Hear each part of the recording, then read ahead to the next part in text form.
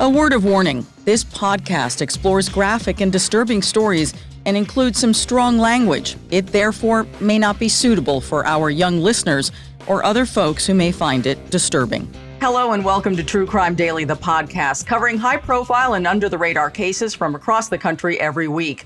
We are recording this show on July 15th, 2020. I always have to check because the days just blend into each other. I'm Anna Garcia, and our guest this week is former Burbank Police Lieutenant Eric Rosoff, who also runs the Campus Safety Group. Welcome back, Eric. We're so glad to have you. Thank you again for inviting me on. It's always a pleasure to see you. Tell us a little bit about the Campus Safety Group, especially now that so many kids are not returning back to school. Yeah, it's a frustrating time for parents and students. And, our focus always, number one focus for children and staff and visitors on campus is the safety of those folks, because kids can't learn if they don't feel safe, and teachers can't teach if they don't feel safe. And, there are plans in place, and actually each school is required to have certain plans. But then we get hit with something like this, no matter how much you can plan for something, there's just really no way to see this coming and to be prepared for it. So what we try to do is just make sure that each of the campuses are aware of required and mandated safety plans, and that they have the systems and processes and tools and resources to make sure they're in compliance with those plans. So we enjoy it very much. We're having some good success.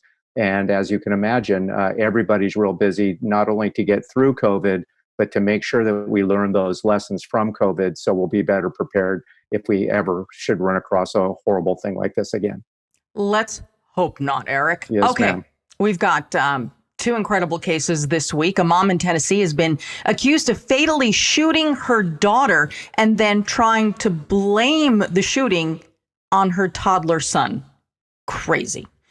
And our first case that we're going to look at is there is a huge break in a 21-year-old cold case murder. A retired Jacksonville detective and his ex-wife have been arrested and charged for the 1999 murder of a business owner. 64-year-old William Bear and his ex-wife, 50-year-old Melissa Jo Schaefer, they have now been arrested in connection with this 1999 murder. It was also a home invasion robbery, and the person who they are alleged to have killed was a convenience store owner who kept a lot of cash in the house. I think what's incredible here, Eric, is that this case was cold for so long. They had some DNA, but it wasn't popping. And in the end, it turns out, at least based on these allegations, that it was a cop who had actually been investigating and surveilling this family's home. Yeah, it's with the technology and the curve, that we seem to every day, somebody's finding out a new way to even stretch DNA, the ability to use DNA to identify possible suspects. Although they originally had DNA, the technology hadn't caught up with it until recently. And now with the genetics testing, with things like the different sources where you can look at your own genealogy and that data bank that's available, law enforcement agencies are again submitting DNA samples through now what are expanded databases to see if they can't come up with a hit. And sometimes they do. And that gives them a new spark, a new edge on the case to start to look at those leads. And then things seem to fall together pretty quickly. I think a lot of people don't realize that when they submit their DNA for those genealogy websites in order to figure out where they have a lost cousin, that depending on what you check or you don't check about your DNA is shared. And so it appears that it was through some familial DNA that they were able to figure this case out. Yeah, the landmark case was here in California, as you know, and that gentleman just pled guilty. But that sparked that interest across the country, that what was that database? And you bet that those detectives here in California went on a national speaking circuit about what they did and how they did it and how they accomplished it. So I imagine this isn't going to be the last one of these types of cases that we see. So let's get into the details a little bit and go back in time. So this murder took place when Bear was a cop, and he was working as a detective at the Jacksonville Sheriff's Department. And he apparently knew the victim because he had been doing some form of a surveillance for a greater drug investigation. We are not alleging that the victim here was involved, but it somehow was part of a broader investigation. So the details are that 39-year-old Saeed Kawaf and his wife were ambushed about 9:30 a.m. on May 17th, 1999, outside their Deerwood home. And it's interesting, they lived in a gated community. So the wife told police that she heard a scream moments after her husband walked out the door to go to work. So when she opened the door, she saw that her husband was being beaten and stabbed by someone in the garage. So there were two attackers, a man and a woman. The woman grabs the wife, pulls her back into the house, while the male stabs, and eventually, the victim ultimately succumbed to his wounds. But I want to tell this case almost as if we don't know about the cop and his wife. And here's why, because I think it will help us understand how the DNA technology changed and how little information there was when this first occurred. So if you'll follow along with me, I'm going to refer to them as the man and the woman, the assailants, because I think when we reveal how they figured it out, everything's going to click for everyone. So apparently the victim's wife, she was pulled back into the kitchen by the female assailant, and she was fighting to free herself.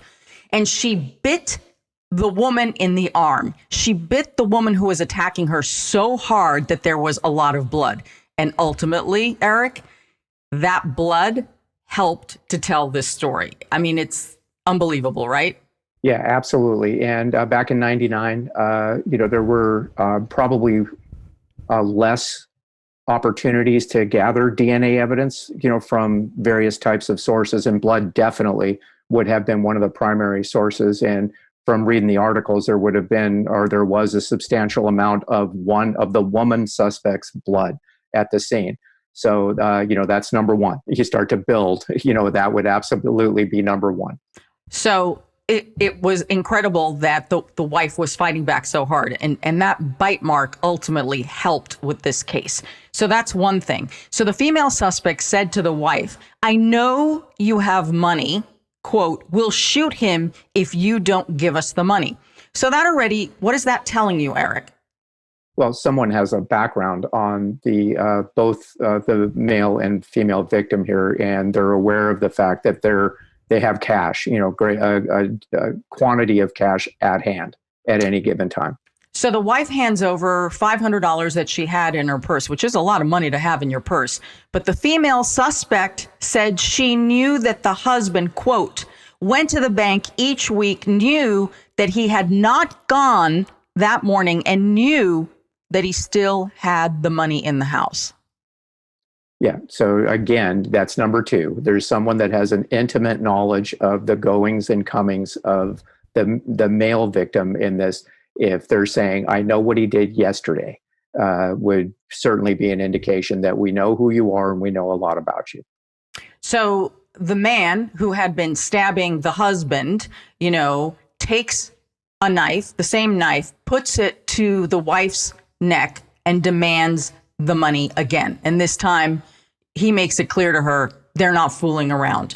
So the wife gets up and takes them to a kitchen cabinet where apparently she had the money stashed, and that's where she had $30,000 in cash. So clearly they were right. There was money in the house. No one had gone to the bank yet. So they tie up the wife. They tie her to a chair. They have bound her hands, and they've put tape on her mouth. Finally, after they leave, she's alive. The husband, though, has been stabbed, and ultimately those were fatal stab wounds. She manages to free herself, sees her husband is unconscious, manages to call the police, but by the time the husband gets to the hospital, he is now dead. So at this point, all we know, for years, there was only a description that the assailants were a white man and a white woman. That is not a lot to go on. Not at all. As a matter of fact, it's by itself, it's a dead end if that's all I have. And on the standard investigation, you would go, any homicide investigator that gets that call with the information that you put together on that we know that it's someone with a background, you'd start looking at business associates, anybody that they might owe money to, but it has to be somebody with intimate knowledge about the coming and going of the family. So that narrows it a bit, but it's still a wide open case. And at this point, there's no reason to suspect that a sheriff's deputy is the assailant here. Oh, absolutely. You see on television, sometimes the homicide investigator will say, I suspect everyone and I suspect no one. And that's really not how the homicide investigator arrives at the scene. Is generally speaking, with that amount of information, this is somebody that this family knows, or as it ends up, just actually knew the family and the family didn't know them. Exactly. So the evidence that was collected at the time included blood drops on a kitchen counter, along with fingernail clippings from Mr. Kawaf, because he had resisted, and in doing so, he gathered DNA on his attacker. So the Florida Department of Law Enforcement tested it all, but no DNA profile in 1999 was found to match here. Then the blood samples were sent again to a lab a few years later, on March 2003, to have them tested once again. And this time they found out a little bit more information. They found out that they had the DNA profiles, because remember, the technology was different in 2003. They found out that they had profiles for one woman and two men, and presumably one of the men would be the victim himself. So all that does is confirm what the witness said, the victim, who said it was a man and a woman. Yeah, you're making such a great point here on as you start to build. Right now, you can see we had it was wide open, and now it's starting to narrow, as the technology starts to catch up. So let's move to 2014. Okay, more evidence is tested, and this time they have determined that the DNA that was found underneath the victim's fingernails did match some blood that was found on a shirt. So now they know, so technology is advancing enough to know that whatever was under his fingernails matched some blood also found at the scene. So right. presumably the killers, or at least the male killer in this case, had to have left some of his blood behind. Correct. Yeah, it's you can see the map now getting much clearer. That you can actually not just the people, but now you can start putting the people in places inside the house. Mm-hmm.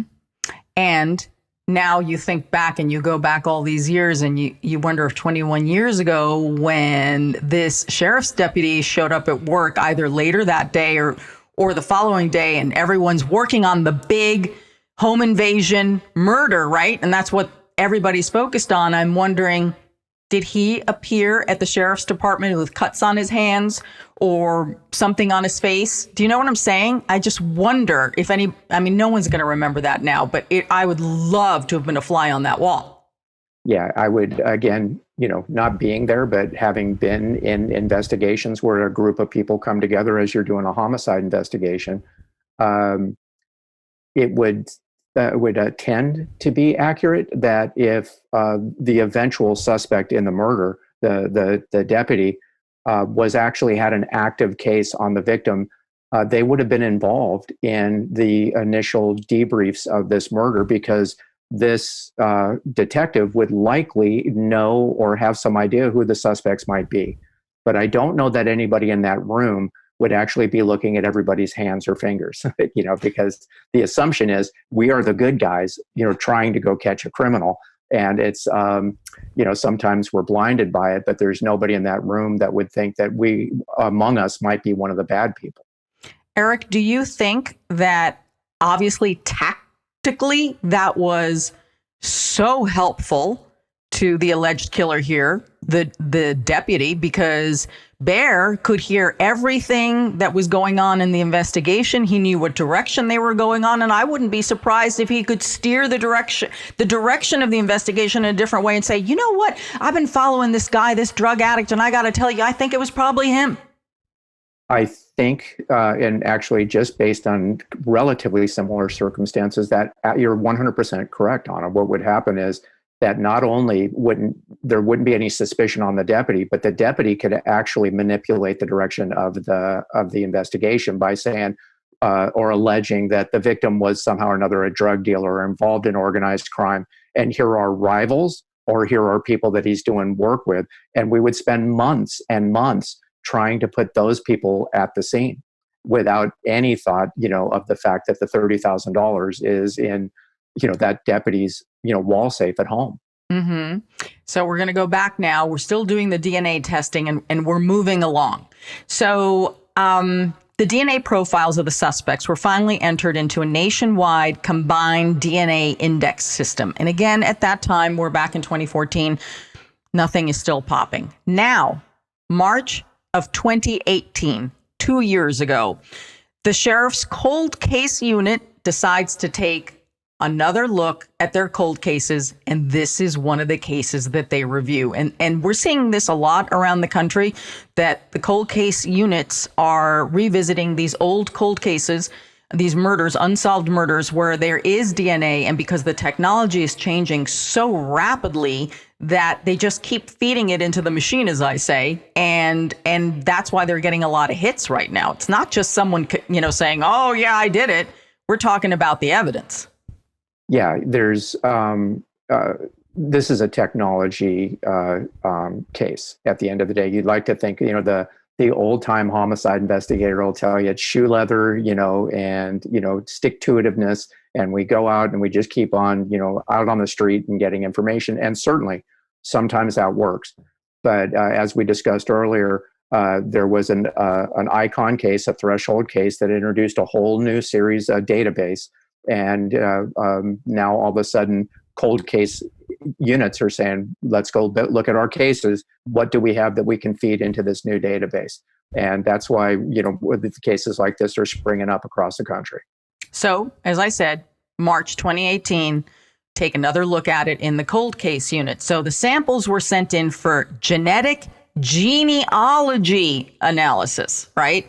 So clearly, whoever the suspects, assailants, killers are, they are not in the criminal database. And that's the database which, law enforcement all share.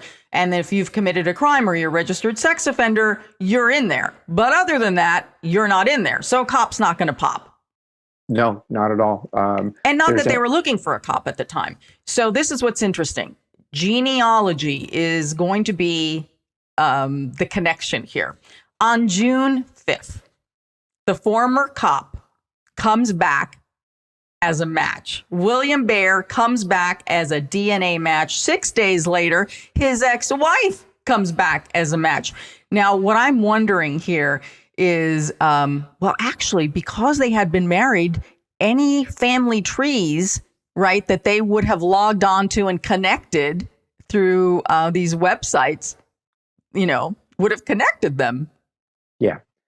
You would have imagined that somewhere along the line, one or both of them would have said, let's not us get involved in this, and let's not us let our kids, or if they have children, I don't know. But the last thing I want to do is expose, if I'm a criminal like that, I've gotten away with a murder this long, I sure as heck, wouldn't want that, potential DNA evidence to be out there. But, so be it. It was out there.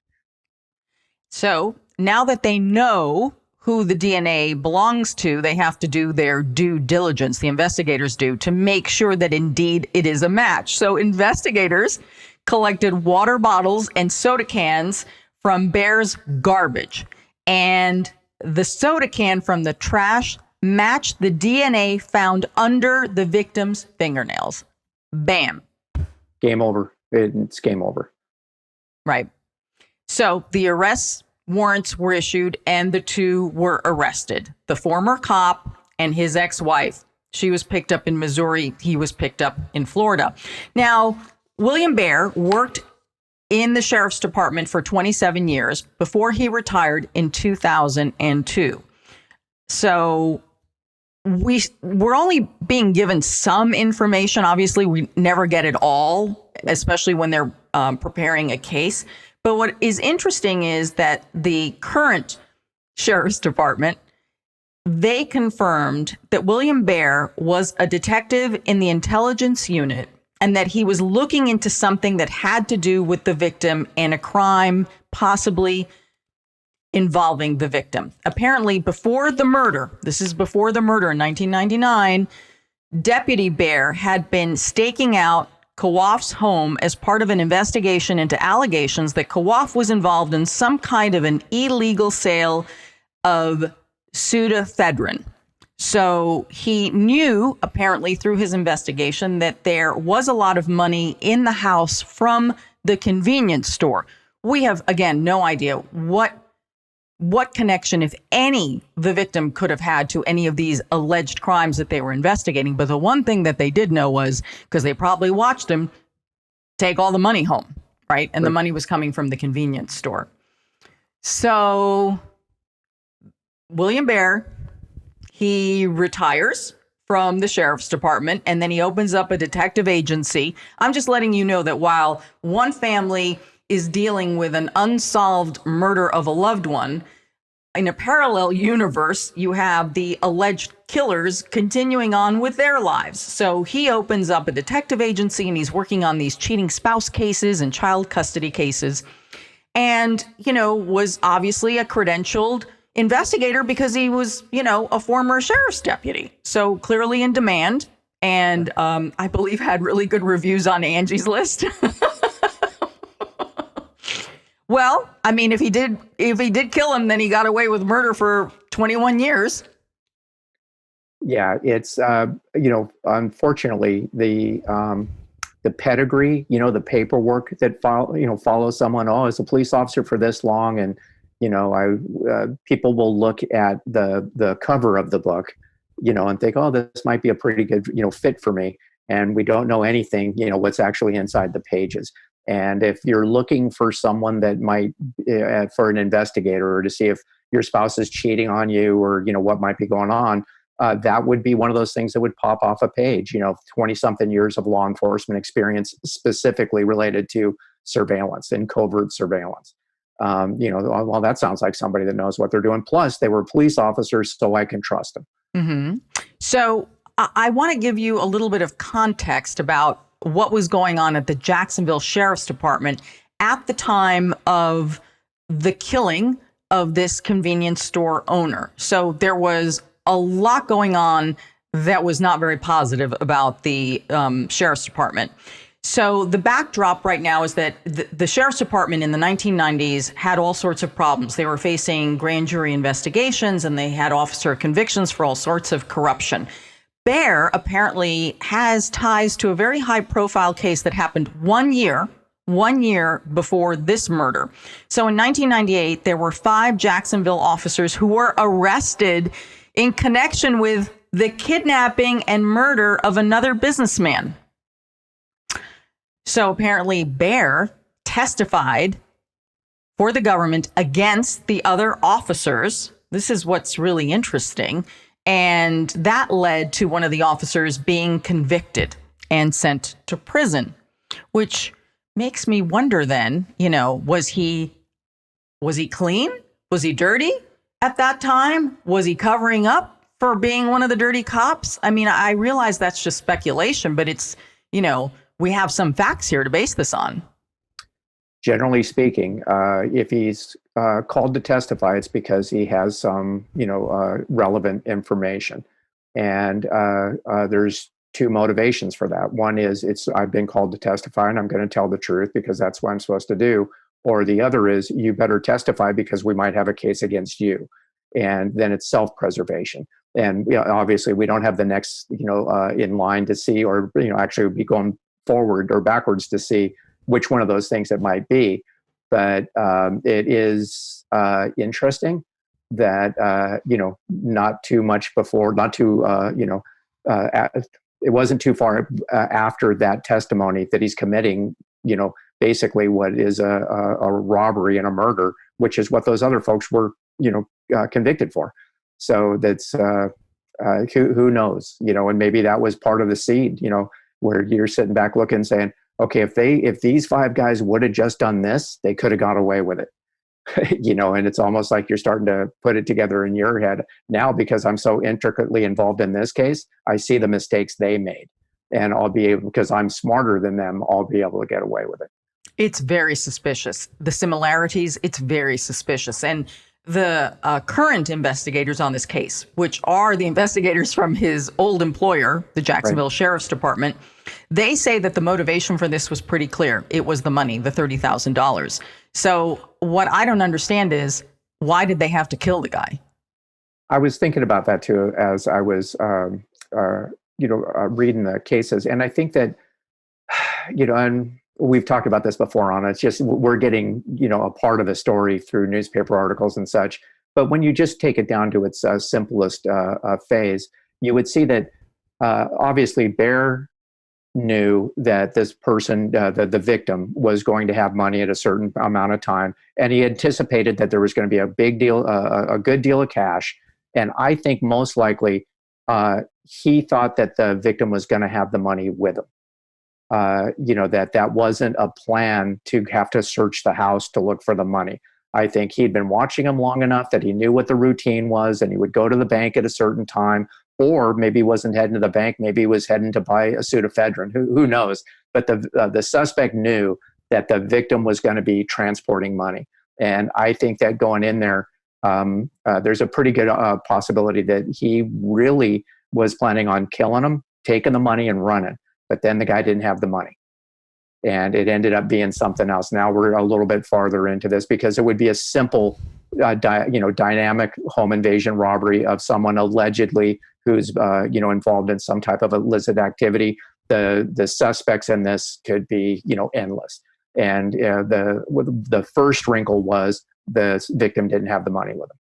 Exactly. He probably thought, because it was the wife, the female assailant, who said, "We know you go to the bank and you haven't been to the bank. Therefore, the money is here."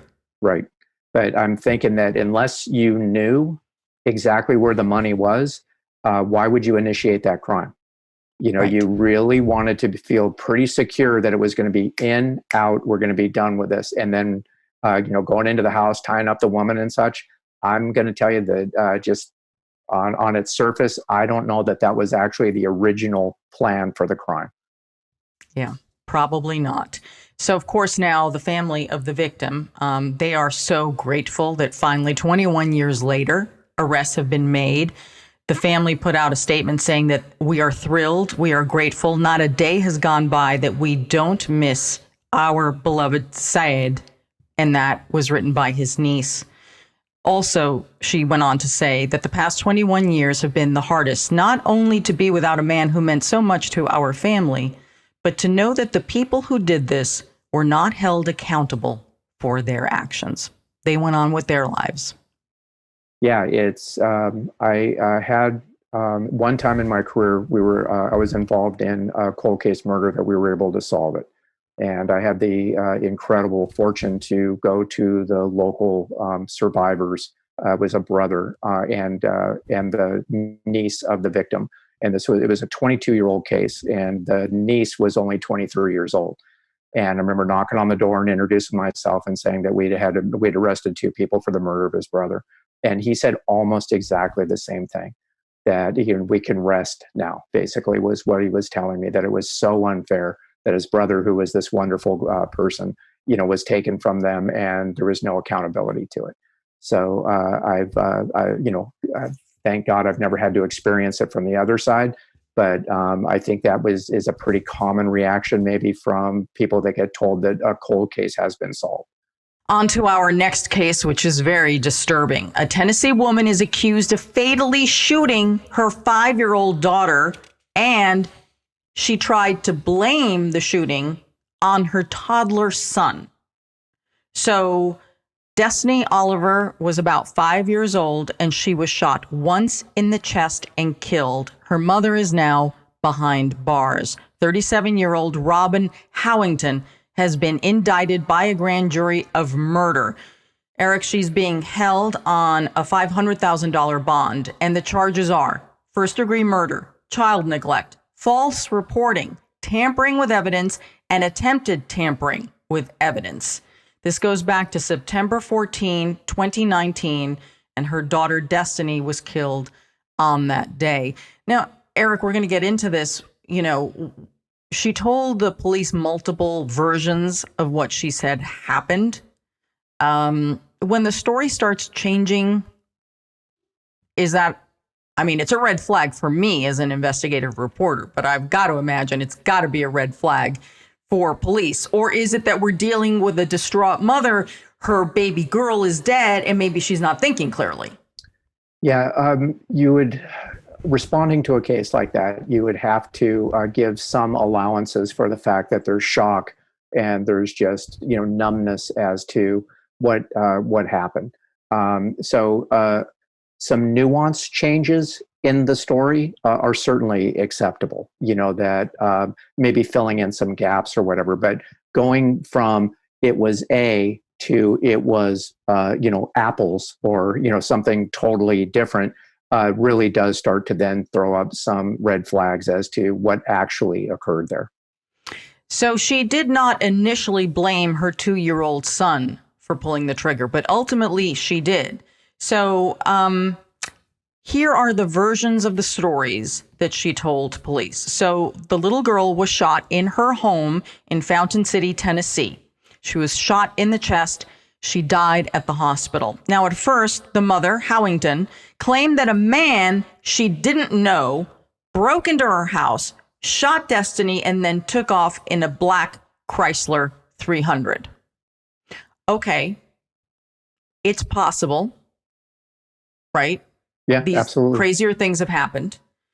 So as she's being questioned, the mother is being questioned by police, then she changes her story. She now says that Destiny's father shot her point blank in the chest, and the mother said that it happened after a heated argument between the two of them. But here's the weird part about this. She says the father took off in a Chrysler, but in this version, the car changed colors. Instead of black, he took off in a white Chrysler 300. Okay, at this point, I'm like, whoa. So, Eric, do you think it's possible that the reason the mother changed her story was because she was trying to save the child's father from getting into trouble? It's such a I can't quite pin the motivation of the mother to not tell the truth right away. Although certainly that would be one of the reasons. But I think the initial responding officers and any follow-up officers are saying, you told me it was a unknown person. Now you're saying it's the Destiny's father that did it. Why wouldn't you have told me that right away? And you start to put that together about what is now going on in that dynamic that the mother wouldn't tell me right away it was the father that did it. Is the father threatening the mother? Is there, or maybe it's not actually the father. And when police arrive at a situation like this, where a child has been killed in the family home, aren't the immediate obvious suspects the family, the parents, and anybody else who was home? Generally speaking, in a shooting scenario, one of the first things that would happen was anybody that was in that house would be subject to what's called a GSR, or a gunshot residue test, where it's just swabs that go across, and it would even be for the 2-year-old. Anybody that was in that house, they would have swabs taken of their hands, and those swabs can be tested to see whether or not there's any gunshot residue. Because when you fire a handgun, it leaves traces. And if we're there, moments after it happened, that generally speaking across the country would have been one of the, investigative steps that would have been taken. But I can't speak to that agency and whether or not they had that available to them or it was immediately available or not. Most modern police agencies, though, would have a test like that immediately available. There is no reference that we can find in the warrant that has been made available that in any way says that there was gunshot residue on the mother's hands. There is no reference to her hands or anybody else's hands being bagged. So I am going to think that they didn't check her hands. I imagine that they didn't, because she's been accused of murder. For a long time. I mean, this case has been taking a long time. And had there been gunshot residue on her hand, it's not a definitive test that says that you could have handled a gun afterwards, certainly. But generally speaking, within 30 minutes of arriving there, her hands would have been swabbed and we would have had that information. And then she would have been confronted with that information under a custodial interrogation, post Miranda custodial interrogation. And hopefully then we start to get to some of the truth about what happens. But I think we have to eliminate that from this part of it because we haven't read about it. I'm just going to assume, like you are, that it never happened. Which makes me think that was a massive error, mistake, botch up, whatever you want to call it, on the part of the cops. I'm not going to call it an error because it's not everybody has immediate access to it. It might not be an error. If they had it and they didn't use it, then shame on them. If they didn't have it, then we can't hold them responsible for doing something that they didn't have access to. Because again, this happened September 2019. It is almost, not quite, almost a year that she's finally been charged, indicted. Right. So, seems to me that would have been evidence that they would have had early on. But again, we don't know for sure. Okay, so let's go back to the various versions of her story. So the latest version we heard was that it was Destiny's father who shot her and then took off. Okay. So police decide to search the surrounding area around the shooting. At least, they're doing the right thing here, trying to see, is there a gun? Because apparently, if they're searching for a gun, they didn't find a gun in the house. Right. Okay, so they search and they find the gun in a bush outside of the mother's house. All right. Now, here's what's really strange. She ends up telling the police when they say to her, well, we found the gun. It was in the bushes. Oh, you know what? I asked my boyfriend to put it there. And they're like, really? And why would you ask your boyfriend to put the gun in the bushes? So she's not budging on this. So the cops then look for, home security cameras in the neighborhood, and bingo, they find a neighbor who captures some video of the mother going out, putting the gun in the bushes. And so the cops go back to the mother and say, okay, you said it was your boyfriend who put the gun there. Would you like to look at this video? That's you putting the gun in the bushes. So this is the next version she tells police. Okay, you're right. I put it in the bushes. I wiped it down first to make sure that there were no fingerprints, she said, and I did this to protect my 2-year-old son because he went into a closet, he grabbed the gun, and he shot his sister, and I was just trying to protect him. And actually, out of everything that she said to this point, that would become one of the more plausible explanations for what's taken place here. Yeah, honestly, if that happened, which, we're going to look at the charges a little bit more clearly because there's something, a little bit more deeply, because I want to ask you, there's something confusing there. So she's accused of neglect and murder. What is unclear to me is whether she actually pulled the trigger in these charges, because it is possible that the 2-year-old could have been playing with a gun and shot her sister. And sadly, these cases do happen. If that were the case, why wouldn't she tell police that? Unless there were other things going on in the house and she was distracted and she didn't see what went down, and therefore that neglect would reveal another set of potential criminal issues for her. Yeah, I think that obviously I can't imagine anything more traumatic or devastating to anyone than one of your children being killed. If she, whatever the circumstances was that she pulled the trigger, or whether it was one of her other children that pulled the trigger. But then as, the shock of that moment goes, and then you start thinking, oh my gosh, the cops are going to come here. And now not only are they going to find about my daughter is dead, but there's all kinds of other ancillary things that I'm involved in now. And, every one of those things are going to become exposed, not the least of which are the fact that my daughter's dead. So, who knows at that moment how, fast somebody's brain is working, related to even like the ancillary. It's almost like I can't deal with the fact that my daughter's dead right now. So I'm going to start to deal with the fact that I've got some other things going on in my life. Because apparently she later told the police that she was afraid that they would find out that she was allegedly selling marijuana. Because when they asked for her phone, she actually tried to destroy her phone by putting it underwater because she didn't want them to see any of the messages about her allegedly selling marijuana. So it's possible if she indeed was either dealing from her home and the kids were there, that, something could have happened. The kids were distracted. That could have been why she had a gun, for protection, because if she's dealing drugs and she's got this operation, you got a lot of unsavory people coming into the home. So all of a sudden you're peeling it back and you're like, wow, there was a lot going on at this house. And in fact, her boyfriend told the cops that day that Destiny was shot, he saw Destiny's mom pull a gun on Destiny's father. That was on the day of the shooting. And he said that they were having a heated argument. And remember, in one of her versions of what happened, she said that there was a heated argument between her and the child's father. And then that's how she was shot. So I'm wondering if there's more here.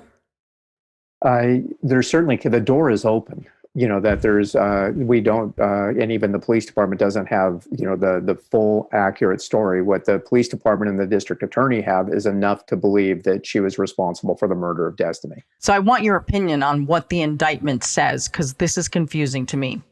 The indictment says she, the mother, did unlawfully kill Destiny during the perpetration of aggravated child neglect. What does that mean? That maybe she didn't pull the trigger? It's a broad spectrum. And generally speaking, an indictment is you get the grand jury, you provide evidence to them, and the grand jury was satisfied that whether she pulled the trigger or not, based on the totality of the circumstances, the adult, the mom in the house, is responsible for the murder of the child. I think that's broad enough that it could actually include that the 2-year-old was able to get their hands on a gun, and that it's not an accident based on the underlying neglect that was going on inside the home. However, not being in the room with the grand jury, I don't know, but I can tell you that probably would fit in that spectrum, the unlawful murder. Interesting. Very interesting. So she apparently has not entered a plea yet on the charges against her, and no one's been able to reach her attorney for any comment. But in the world of how bizarre things happen, this morning, there was a fire reported at the home where Destiny was shot. So the mother is behind bars. She's being held on murder charges and several other charges.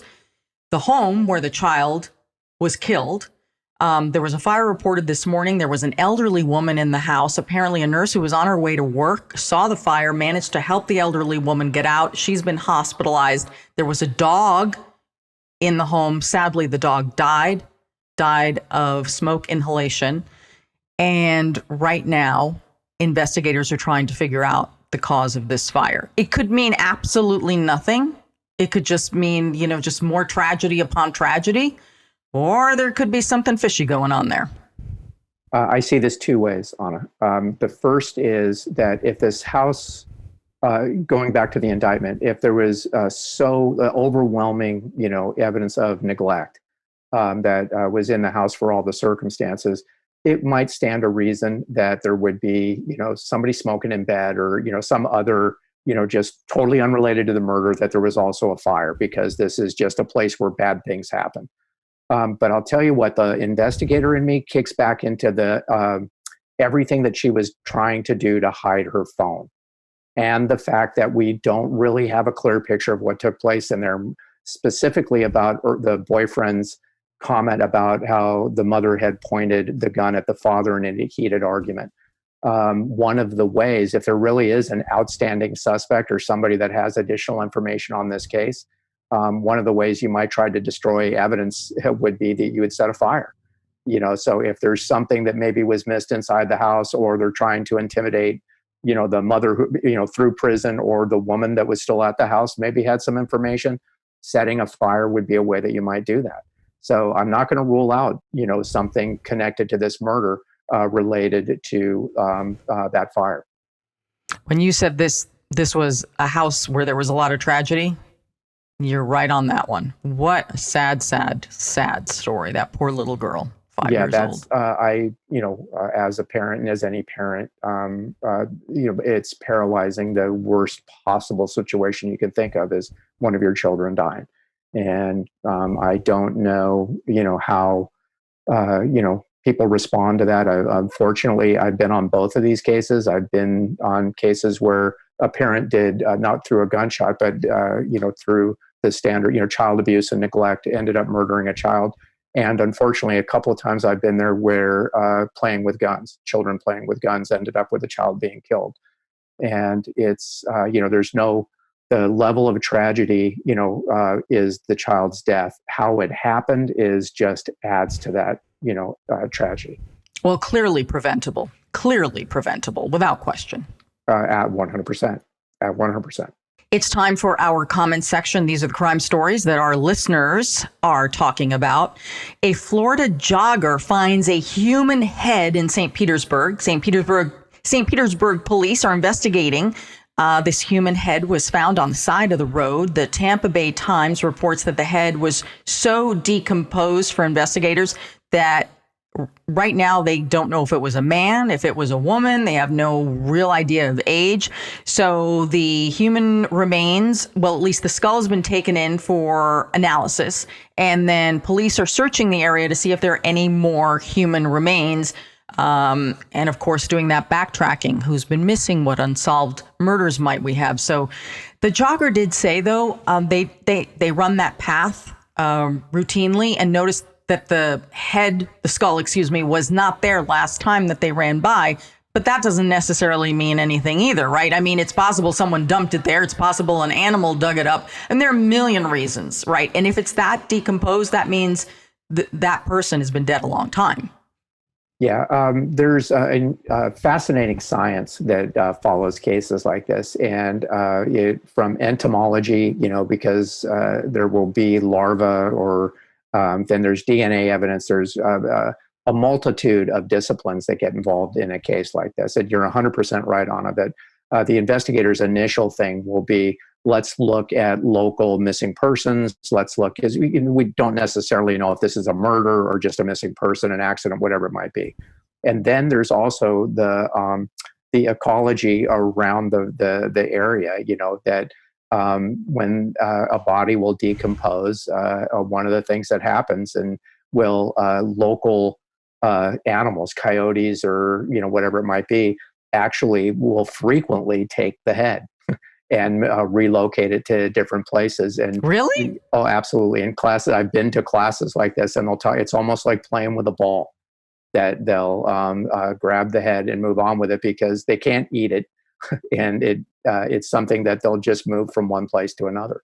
Wow. So it's how far back do we go where the dog buries a bone, type of a thing, and that's it happens in cases relatively frequently. So depending on the local wildlife and the ecology of the area and such, it could be that the actual remains would be several miles away, and then just over a period of time, it got moved from one place to another to another.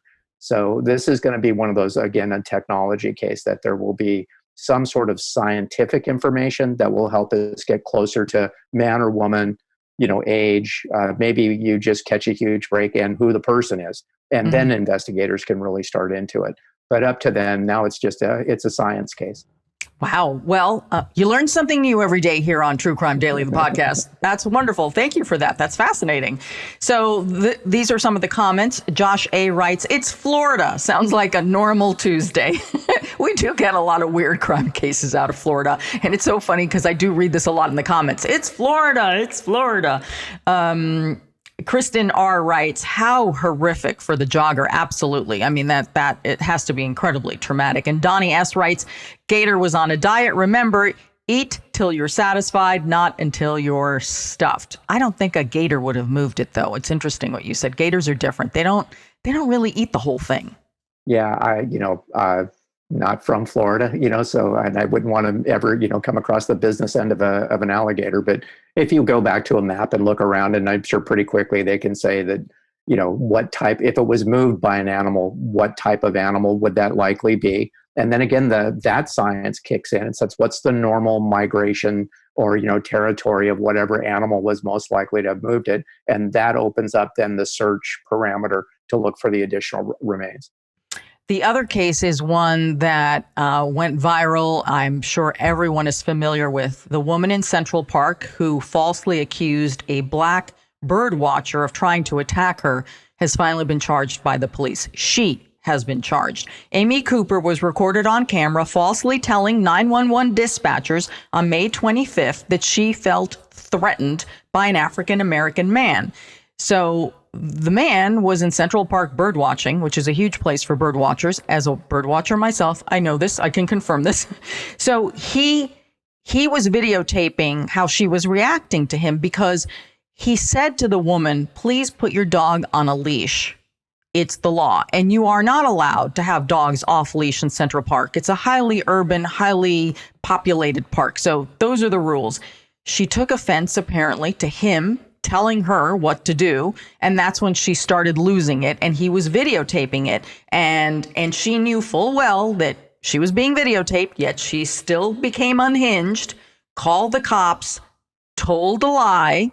And so Cooper, who is 41 years old, surrendered to the Manhattan DA's office on Monday, and she was charged with one count of falsely reporting an incident to police. Since that happened, since the video went viral, she's been fired from her job, and the dog that she had at the time, if you remember the video, while she's barking at the man, you know, she's really come undone. She's holding the dog and like she's lifting the dog in the most dangerous way that is, you know, she's threatening the dog because of the way she's handling him. I mean, like lifting the dog up. It was horrible to watch, the whole thing. Anyway, that dog was a rescue. She adopted that dog. The rescue group took the dog back. So, you know, she has since apologized, but there's so many things that woman did wrong. So many things that were offensive. So many things that show that she is so entitled. It's revolting. So. Well, there's a line in prosecution, right, where you say we're not the politeness police. So I appreciate the fact that actually it would certainly appear that the district attorney weighed everything that was going on, and there was certainly I imagine there was a lot of pressure on the district attorney's office to file some type of charges. And I like to think that the NEDA anywhere in, their prosecutorial, discretion that they have are thinking, what is to the greater good here? How are we going to, remedy this situation? And most importantly, do I actually have the elements of a crime that I can prove beyond a reasonable doubt in court? And they got to that, that I think that, with this videotape and everything else that was going on, including, I think it's part of the decision to prosecute, the language and what she was saying was definitely one thing. But I think what probably played into it was how she was dealing with the dog as well. That this was someone that really did, was totally out of control and created, actually, number one, sucked resources, 911 resources and police officers out of what they should have been doing. And there's got to be a penalty for that. There has to be, yeah. She appears, she clearly lied to police. I'm going to, stop muzzling my, as the journalists always trying to walk a fine line, never accuse people of things. I'm sorry. She lied. It was wrong. You can't be calling the police on people, right. and making things up about people. And then what if if he had not recorded that videotape, what if he had been arrested for doing nothing? That actually is the greater point here is that I think that in our effort, to protect everybody that's involved in it, that a person that is willing to make those false allegations has to understand that there's consequences, and the community at large has to understand that we need to show these types of events for exactly that reason. Because how many times have people been falsely accused? And whether prosecuted or not, then that's that stain that follows the person that's been accused, and it proliferates, stereotypes and injustices and the rest. So I think this is one of those cases. And in the world, right, it seems like it's just a minor event in a park, but here we are talking about it, and I think it's just one of those opportunities for progress. And there's the fringe elements on both sides, that'll go nuts. But I like to think the rest of us are in some type of parameter of fairness and let's make sure that everybody gets treated fair. And she committed a crime. Now, I've received calls and responded to calls where someone would say, they would like goose up the circumstances. They would say, oh, there's a prowler and I think he has a gun. Right. And we'll get there and then they'll say, oh, I'm sorry, I just wanted you to get here fast. So I said, I thought they had a gun, but they really didn't. The underlying thing was there really was a prowler. Right. So it wasn't like they were lying about what was going on. There really was a prowler. But then it puts, the police officers in a horrible position because now I'm responding to someone that I think has a gun, and you can see how that ramps up. And so I think it's important for using cases like this and everybody else's just to say, make sure that you're telling the truth, because if you're not telling the truth and you're going to take a resource from this community, there's going to be consequences for that. So these are some of the comments that are being posted. Eric C. writes, good. She should be charged with animal cruelty, abuse, and misuse of 911 emergency. Lucky D writes, 41 years old, still acting like she's in high school with all that entitlement. Age is really nothing but a number. And Taj L writes, she's only charged because she's in the spotlight. Hope some good comes out for all involved. Well, hopefully everyone is learning a lesson there. That's it for the program this week. Eric, thank you so much for coming on and giving us some insight into some of these stories. I learned some new stuff today. If people want to follow you or find out more about you, where can they find you? CampusSafetyGroup.com. And once again, it's always such a pleasure to hang out with you for a little while, Anna. Thank you very much for having me. Oh, hang out at my house anytime, Eric. Of course, if you want to find me, I'm at Anna G News on all social media platforms. As you all know, I try to read almost all your comments, and that can be hundreds and hundreds and hundreds of comments. And what I really love about our listeners and our viewers, depending on how you consume this podcast, is the theories that people have about what happened. And because we've got these two murder cases, I can't wait to hear everybody's theories on what they think really went down, especially with that cold case.